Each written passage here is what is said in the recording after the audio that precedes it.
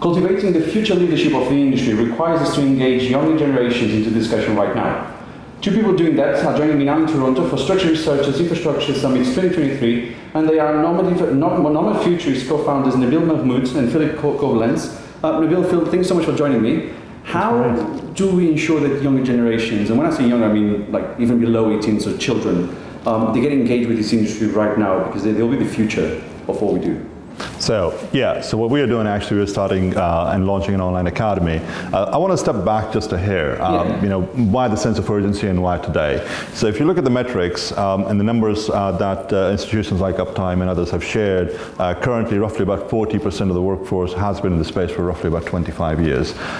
Based on simple math, in the next 5 years, there's going to be a retirement party every day of the week.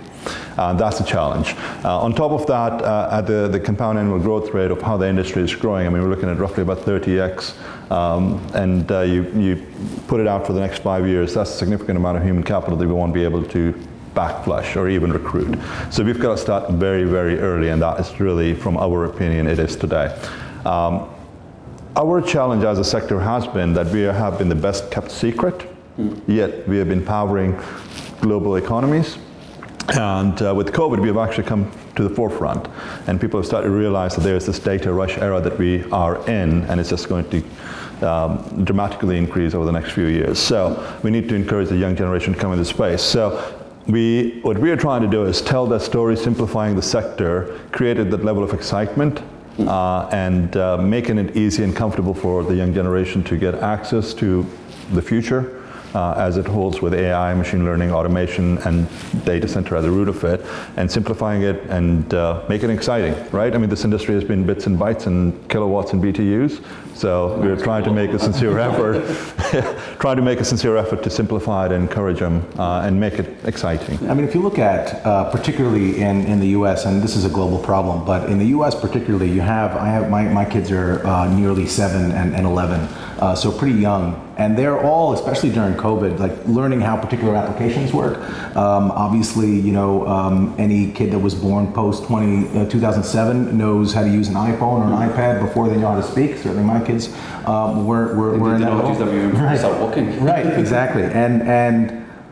So we give them the tools to utilize those apps. They're using them, in the classroom. They're using them to play games like Minecraft and Roblox. But what they're not given is the tools to determine why those applications work. So what we're doing as the Nomad Futurist Foundation is we're trying to create a set of tools that can integrate into existing STEAM curricula. So we're exposing the younger generation, the K through 12 generation. So if we can encourage kids before they decide what they want to do for a living, so they recognize that they can come into our space, despite not necessarily being a computer person or what have you, then we will allow ourselves to maybe one day retire.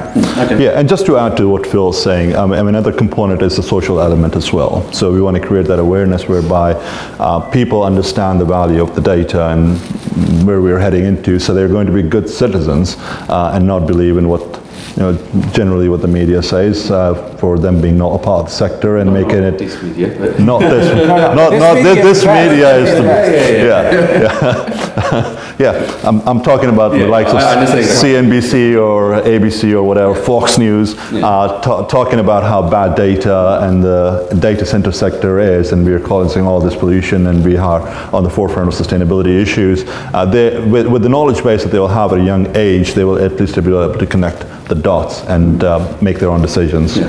Interesting, but you were saying that this industry likes to keep this secret in the drawer. It's it's the best kept secret in the real estate world, really. Yeah. How can we get, because what you two are doing is quite noble and you're doing things on your own, but how do we bring the other guys into it? How do we bring the operators? How do we bring all these 300 people in this conference into actually going out and talking to children, talking to universities? Yeah. How do we get them engaging with it? Because they don't want to share. Right. I mean, to a certain extent, I don't think that they don't want to share. I just think that they're so busy building their infrastructure that there hasn't really been an opportunity for them to share. So what we've tried to do is we've tried to become that kind of aggregation vehicle. So all of the data center operators or who we're trying to bring on as sponsors. And as an example, we recently did in California at Mountain View, we did an assembly where we showed the kids what is in the data center. It was high school students, and on the back of that event, the kids were so enamored by it. One of our data center partners, which was Evocative, that had a localized data center, they have a site tour scheduled for later this month. So I think the operators recognize the benefit of trying to open up their facilities for two reasons. One, because they need a pipeline of potential employees to deal with the growth, and the other is so that from a community standpoint, data centers that are continue to have construction in all sorts of areas all over the world are not these mysterious things. We want to be good stewards of the community. And I think one of the ways to do that is to engage with the community, certainly engage with children and their teachers. We've had, a big portion of what we do is educating the educators also. So, it's not that it's mysterious because we're closed off, it's that we're so good at what we do, nobody knows the data center exists because 99.999% of the time it works. Yeah. And the only time anybody knows it doesn't work is if Netflix doesn't come up. We take it for granted. No question. Yeah, and I think over the last couple of years, especially after COVID, things have normalized it in a way whereby we are on the forefront now. I was having a conversation earlier with somebody, and they said if this happened 6 months before or a year before, they call global economy would have shattered. Right, we still continued. We were the knight in shining armor. Absolutely. Oh wow! So 2019, the world would have. Yeah, I mean, what the maturity of Zoom and the maturity of some of those. Exactly. So the collaborative platforms. Right. Yes. From there. Yeah. Exactly. Yeah. I mean, the network was there, but the collaboration platforms were not streamlined, and it just happened to be the perfect timing and the perfect storm, right? And after that, the industry has actually opened up because we've been embraced by the rest of the world as well. And it's no longer a hidden secret. I mean, if you just look around now, when you're driving around major metropolitan areas, the football cities as we call in America, you've got more signage out there that this is a data center versus before it just being a warehouse with zero signage. So things have certainly changed, and people start to open up and welcome the young generation to come in. Now, as far as our role is concerned and where people can help is to understand the value that we bring to the forefront. So like Phil said, educating the educators, also creating and addressing the social responsibility piece of it. But we are that connected tissue, right? So the idea that we have, and we're taking more of a broader swing, is to bring the community together. And if programs are working somewhere and they're successful, then we can replicate that and spread them across the we don't want to reinvent the wheel. We want to make the wheel works. The wheel works. It's just that you have these pockets in these communities that are doing really good work with engagement because there happens to be a facility where they're affiliated with a community college or university, or somebody happens to be doing something in the school. We want to be that kind of aggregator that expands that, not just nationally but globally as well. Then maybe I've got a bit of more not dramatic, sensationalist question. Because we have AI coming in. So if you look at the mass media, AI is going to replace everyone's job. How do you go into the younger generations and explain to them, this is an industry you can come into and your job is protected and AI won't take over it? Well, it's total rubbish. Yeah. Okay, well, next question then. Well, are you exactly. But what I mean is, like, when you watch mass media, a lot of people will believe. Like, they will. So that's jobs in 10 or 20 years. Exactly. So how do you educate around that? Yeah, so I mean, that's a part of what we're trying to accomplish, is to create that awareness and create that education platform and make information available and all the points and point of views rather.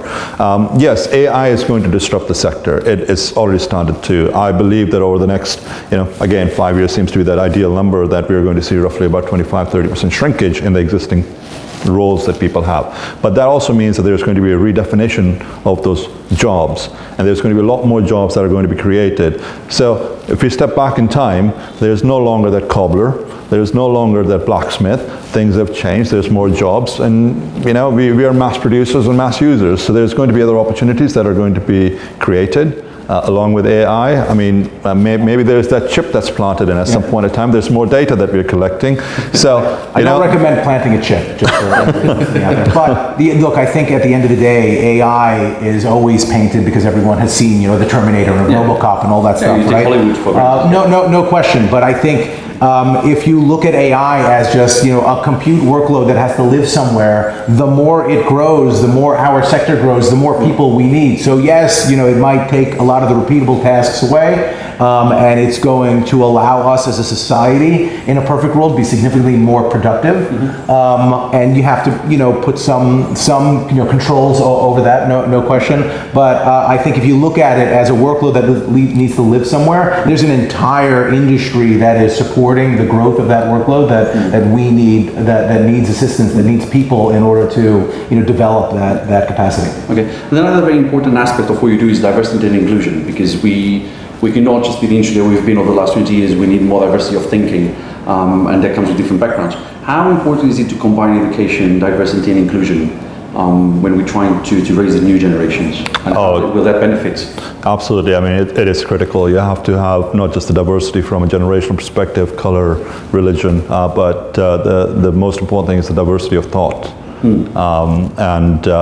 At the end of the day, being open and it being muscle memory is critical, right? So, I mean, for instance, like this friendship over here, I mean, it's like diversity of cultures, diversity of ethnicity, diversity of hair. I didn't want to say I'm sorry, you're looking at my head. I'm sorry. What are we not the same? I can't tell. Something is different. I can't tell what it is.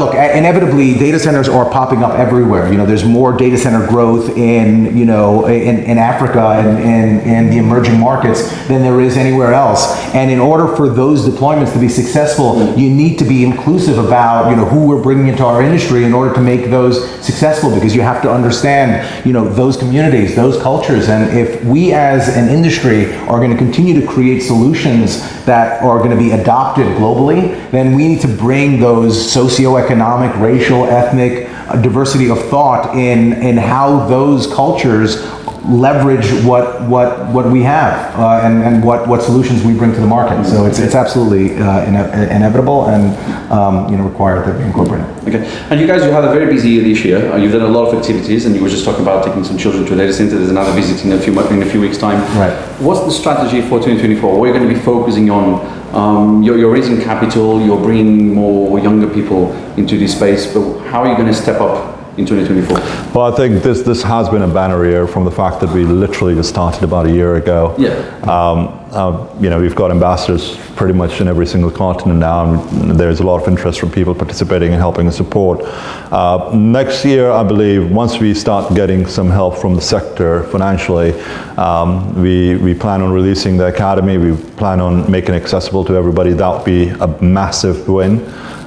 We have started a few partnerships. We just recently funded about 40 students in the Bahamas, and we want to do more of this. So that capital is imperative for us to start taking those corrective actions, start bringing it to the forefront that, okay, these are all the success points, these are all the goals that we have actually committed to and done. So ideally speaking, we want to start with the academy. We want to collaborate and launch a few internship programs, and hopefully we can get a few scholarships in as well for next year. And really, we want to continue to grow our, we have advocate status and ambassadors, and we don't want this to be about Nabeel and Phil. We want it to take on a life of its own, and one of the most heartening things about what we've experienced this year is the ambassadors that we have brought in have really taken ownership because they believe in the mission. Yeah. And in large part, we're selling cute kittens. Who wouldn't want to help kids know about our industry?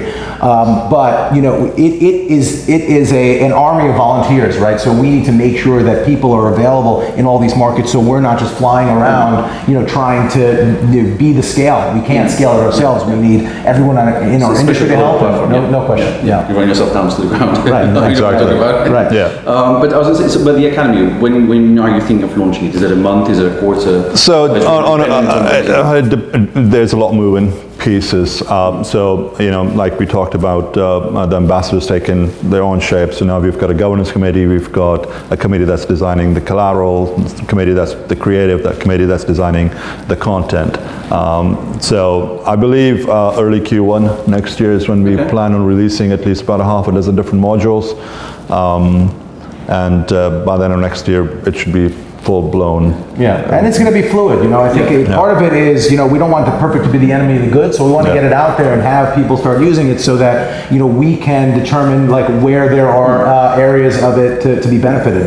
This is not a product that we're looking to monetize as much as it is a free set of tools that we want schools and different education programs to be able to integrate into their own. So the sooner we get it out there, the better. Yeah. Very interesting. So we are in Toronto for this conference, of course, for Infrastructure Summit 2023. When we come back in 12 months, what would you like the industry to have done by then around this topic? Oh man, I mean, that's a big ask. What we would like... But there's a lot of things that can be done like quite simple. It's just about mentality and shifting like how people... Certainly I want the entire industry to support the Nomad Futurist Foundation, because I think that's, put your dollars to work, put your money where your mouth is. But I think from our standpoint, what we want is we want to have, a number of kids that have been through at least an initial kind of assembly that we put in front of them, have toured data centers, and I think we can, just based on the partnerships and the events that we've already had this year, I think by this time next year, there will be a lot more children in a lot more regions that have gone through data centers that are starting to talk about apprenticeship and internship programs. We've talked to some of our data center operator partners who will clearly grow about having day in the life events where kids actually shadow a data center technician, which I think will really create this groundswell of interest. And experience. Yeah, and I think next time this year, if we can actually have a few of the partners that are out here set up booths over here and ask for talent, that'd be, I would consider that to be a success. Yeah. Totally. And again, it's not a huge ask. It's about mentality, shifting of mentality. On how decisions are made. Yeah, I mean, the one thing is this group is going to be a year older and they're going to want to retire. I want to retire. I want to retire. But Nabeel, Phil, thank you so much for talking to me. Thanks for having us. As for your home, thank you for watching. Do check our website and follow us on social media for more timely digital infrastructure news from across the globe. At the Tech Capital, you lead, we report. Bye for now.